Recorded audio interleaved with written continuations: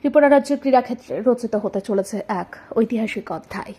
প্রথমবারের মতো রাজ্যে আয়োজিত হতে চলেছে ত্রিপুরা চ্যাম্পিয়নশিপ 2025, যা অনুষ্ঠিত হবে 13 এপ্রিল আগরতলার রবীন্দ্র শতবার্ষিকী ভবনে।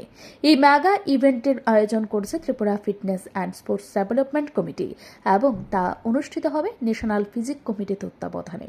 এই প্রতিযোগিতায় রাজ্যের বিভিন্ন প্রান্ত থেকে নির্বাচিত 50 জন পুরুষ এবং মহিলা অ্যাথলেট অংশগ্রহণ করবেন।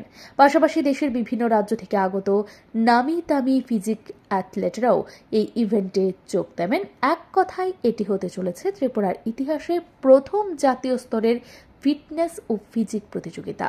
বুধবার আগরতলা প্রেস ক্লাবে এক সাংবাদিক সম্মেলনে প্রতিযোগিতা সম্পর্কে বিস্তারিত তথ্য দেন ত্রিপুরা চ্যাম্পিয়নশিপ 2025-এর ম্যানেজার আলাপন চক্রবর্তী।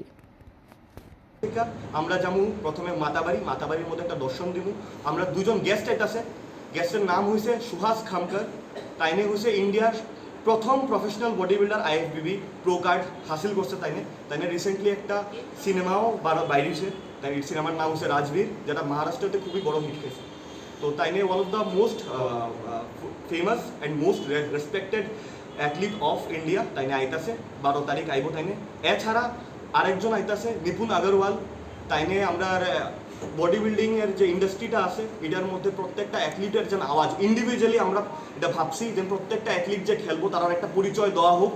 তো ওই মানুষটারেও আমরা ডাকছি নিপুণ আগরওয়ালরে, সো দ্যাট প্রত্যেকটা অ্যাথলিটের সাথে গিয়া তাইনে কথা কইতে পারে। কথা কইয়া সেরা সবের যে একটা স্টোরি আছে ওই স্টোরিটা ছোট্ট ছোট্ট পডকাস্ট 1 মিনিটের মধ্যে ওই জিনিসটি লোকেরা সামনে আনতে পারে। তো এই জিনিসটা আমার জানা মতে এখনো ত্রিপুরার মধ্যে হয়েছে না। এই জিনিসটা বাইরে অনেক প্রচলিত, অনেকজন এমন সেলিব্রিটি তারা যায় গিয়া সেটা অ্যাথলিটরার পরিচয়।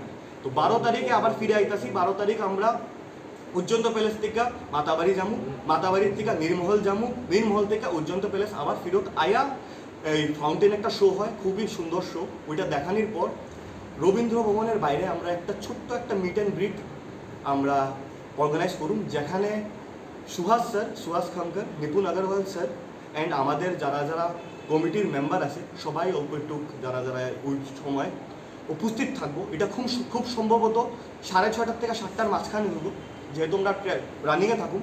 আমরা 7টার ভিতরে এই মিট অ্যান্ড গ্রিটটা উজ্জন্ত প্যালেসের সামনে আমরা করুন, সো দ্যাট সবাই অল্প একটু ফিটনেসরে লইয়া আর একটু ইনভলভ হতে পারে।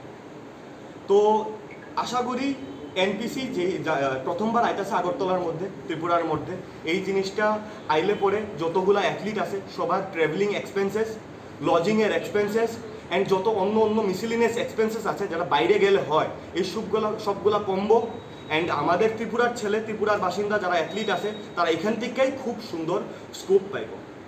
সাংবাদিক সম্মেলনে অন্যান্য আয়োজক এবং সংগঠনের কর্মকর্তারা উপস্থিত ছিলেন। তাদের মতে এই প্রতিযোগিতা শুধু একটি ইভেন্ট নয়, বরং ত্রিপুরা ক্রীড়া অঙ্গনে এক নতুন দিগন্তের সূচনা।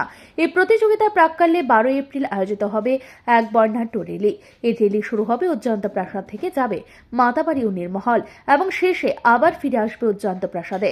রাজ্যের ঐতিহ্য ক্রীড়ার সম্মিলনে এই র্যালি এক গুরুত্বপূর্ণ ভূমিকা পালন করবে। ত্রিপুরা চ্যাম্পিয়নশিপ 2025-এ শুধু অ্যাথলেট নয়, দেশের বিভিন্ন প্রান্ত থেকে বিশিষ্ট ক্রীড়াবিদ ও ফিটনেস আইকনরাও অংশগ্রহণ করবেন। এর ফলে ত্রিপুরার তরুণ প্রজন্মের মধ্যে ক্রীড়া অনুপ্রেরণা বৃদ্ধি পাবে বলে মনে করছেন আয়োজকরা। ব্যুরো রিপোর্ট, ঋদ্ধি নেটওয়ার্ক।